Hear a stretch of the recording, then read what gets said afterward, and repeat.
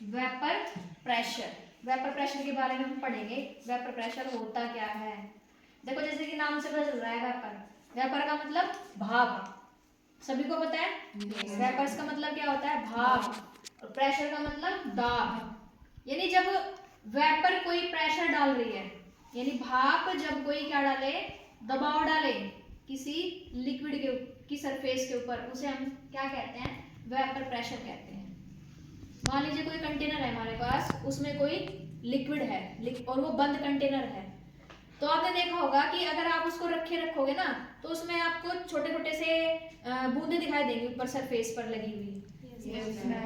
तो वो क्या होता है, उस जो लिक्विड हमने उस कंटेनर में लिया था, वो किस में कन्वर्ट हो रहा है, धीरे धीरे वेपर में कन्वर्ट हो रहा है। तो जो वेपर है उस लिक्विड की सरफेस पर एक क्या डालती है, प्रेशर डालती है, उसी को हम क्या कहते हैं, वेपर प्रेशर कहते हैं। तो इसकी हम डेफिनेशन लिखेंगे, व्हाट इज वेपर प्रेशर। ठीक है, देखिए वेपर प्रेशर की डेफिनेशन क्या हो जाएगी, partial pressure exerted by vapour और gas on the surface of liquid और solution which is volatile in nature at equilibrium condition। यानी कि हमारे पास कोई सॉल्यूशन है जो किस नेचर का है, वोलेटाइल नेचर का है। वोलेटाइल का मतलब जो भाप में कन्वर्ट हो सकता है, बात समझ में आ रही है, जो वेपर फॉर्म में क्या हो सकता है, जा सकता है। तो वोलेटाइल नेचर का है कोई लिक्विड, उसकी सरफेस के ऊपर क्या लग रहा है, पार्शियल प्रेशर लग रहा है। किसके थ्रू लग रहा है, वो वेपर के थ्रू और गैस के थ्रू। ये वेपर और गैस कहाँ से आई भाई, ये सॉल्यूशन से आई। कौन से सॉल्यूशन से आई, जो वोलेटाइल नेचर का था। बात समझ में आ रही है। हमने कोई लिक्विड लिया जो नेचर उसका कैसा है, वोलेटाइल नेचर का है, तो जो वोलेटाइल नेचर का है तो उसमें से क्या निकलेगी, वेपर से निकलेगी।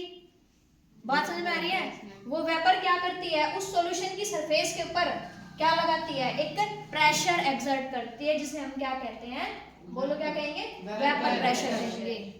बात समझ में आ रही है। देखो डायग्राम से समझेंगे। मान लीजिए हमारे पास ये कोई कंटेनर है और इसमें हमने ले लिया कोई भी वोलेटाइल सॉल्यूशन, ले लिया हमने कोई भी वोलेटाइल सॉल्यूशन ले लिया। ये सॉल्यूशन के यहाँ पर क्या है, पार्टिकल है, और ये एक बंद कंटेनर है। तो हम देखेंगे कि ये वोलेटाइल नेचर का है, तो इसमें से कुछ पार्टिकल जो है इसके कहाँ चले जाएंगे, ऊपर। बात समझ में आ रही, वोलेटाइल नेचर का है तो। और चूंकि ये बंद कंटेनर है, तो ये जो वेपर्स इसकी बनी है, ये इसकी लिक्विड की सरफेस के ऊपर एक क्या लगाती है, प्रेशर एक्सर्ट करती है, जिसको हम क्या कहते हैं, वेपर प्रेशर कहते हैं।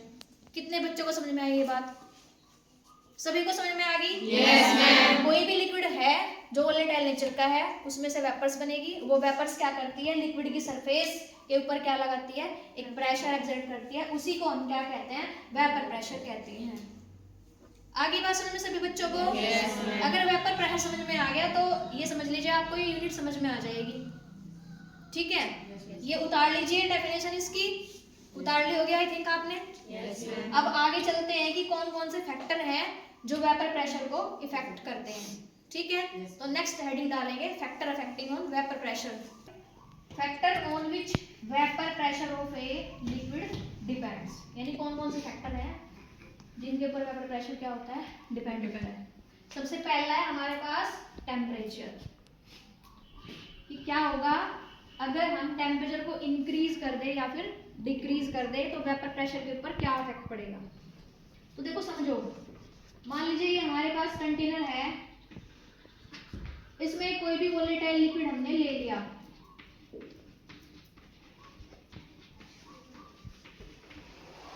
और ये बंद कंटेनर है। बात समझ में आ रही है, बंद कंटेनर है, कुछ इसके वेपर फॉर्म में है पार्टिकल यहाँ। अब जैसे ही हमने क्या करा, टेम्परेचर को मान लीजिए हम इंक्रीज कर दें, तो टेम्परेचर इंक्रीज कब होगा, जब इस कंटेनर को हम क्या करेंगे, हीट करेंगे, गर्म करेंगे। तो कंटेनर को हमने नीचे से गर्म करना स्टार्ट कर दिया, मान लीजिए फ्लेम की सहायता से। तो जैसे ही हम इसको गर्म करते हैं, तो समझिए ये वोलेटाइल फॉर्म में है लिक्विड हमारे पास। तो जब हम इसको गर्म करेंगे तो और ज्यादा पार्टिकल किस किस फॉर्म में आ जाएंगे, वेपर की फॉर्म में आ जाएंगे। बात समझ में आ रही है। और ज्यादा पार्टिकल क्या आ जाएंगे, वेपर्स की फॉर्म में आ जाएंगे जब इसको हीट करेंगे। तो जितने ज्यादा पार्टिकल ऊपर जाएंगे तो इसका मतलब क्या है, वेपर उतनी ज्यादा बनेगी। तो जब वेपर ज्यादा बन रही है मतलब के उतना ही ज्यादा प्रेशर भी हो रहा है। आई बात समझ में, उतना ही ज्यादा ये क्या कर रही है, लिक्विड के ऊपर प्रेशर भी अप्लाई कर रही है। तो उतना ही ये क्या करेगी, यहाँ पर प्रेशर अप्लाई करेगी। यानी प्रेशर कैसा हो जाएगा, वेपर प्रेशर कैसा हो जाएगा, इंक्रीज हो जाएगा। अगर हम टेम्परेचर को क्या कर दे, इंक्रीज कर दे। तो आई बात समझ में। तो लिखेंगे if we increase in temperature,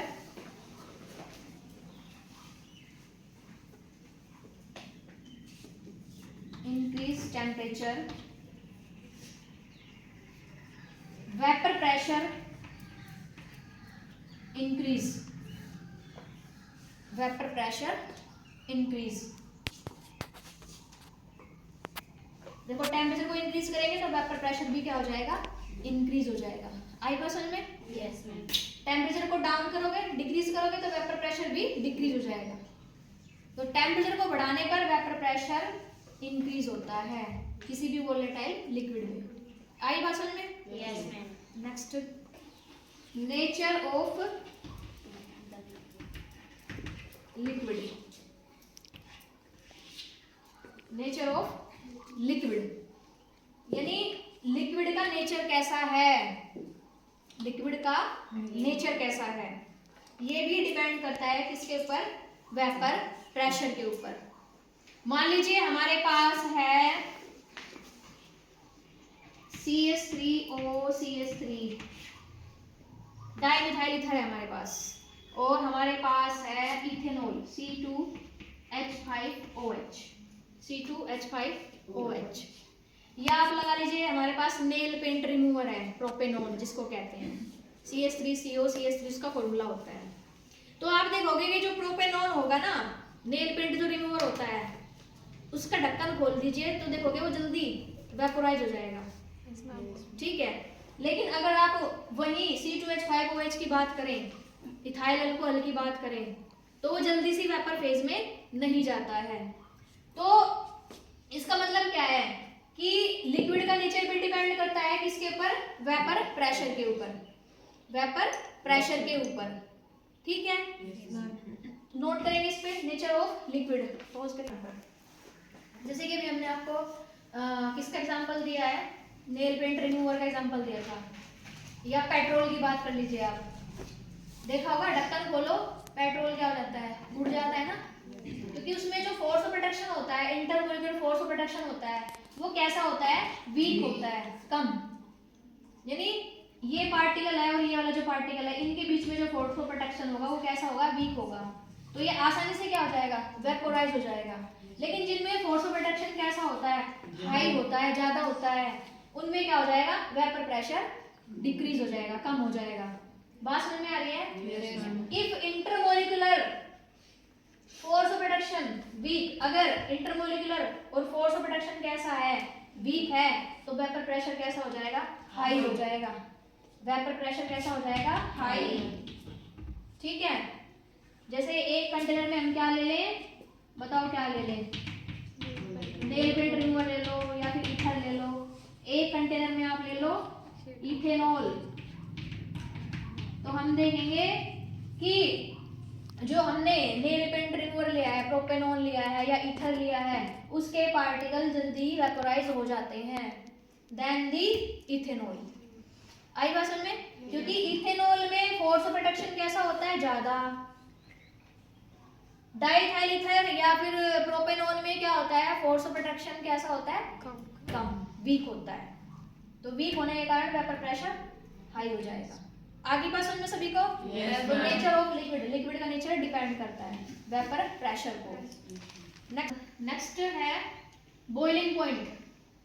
किसी लिक्विड का बॉइलिंग पॉइंट भी इफेक्ट करता है किसको, वेपर प्रेशर को।